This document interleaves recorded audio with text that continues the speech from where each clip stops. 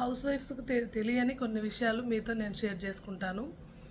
Life insurance అంటే ఏంటి, term insurance అంటే ఏంటి, హెల్త్ ఇన్సూరెన్స్ అంటే ఏంటి, ఈ మూడు కూడా డిఫరెన్సెస్ అనేది ప్రతి ఒక్కరూ తెలుసుకోవాలి.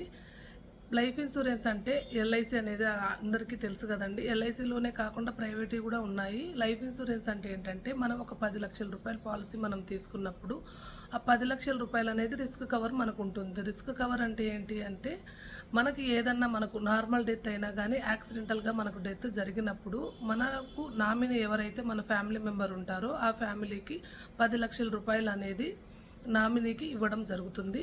ఆ 10 లక్షల రూపాయలు అనేది మనం పాలసీ వెలిసిన మరుసటి రోజు నుంచే మనకు ఉంటుంది. అంటే మనం పాలసీ తీసుకున్న 1 మంత్ లోపు మనకు ఏదైనా రిస్క్ జరిగినా సరే 10 లక్షల రూపాయలు అనేది నామినీకి ఇవ్వబడుతుంది.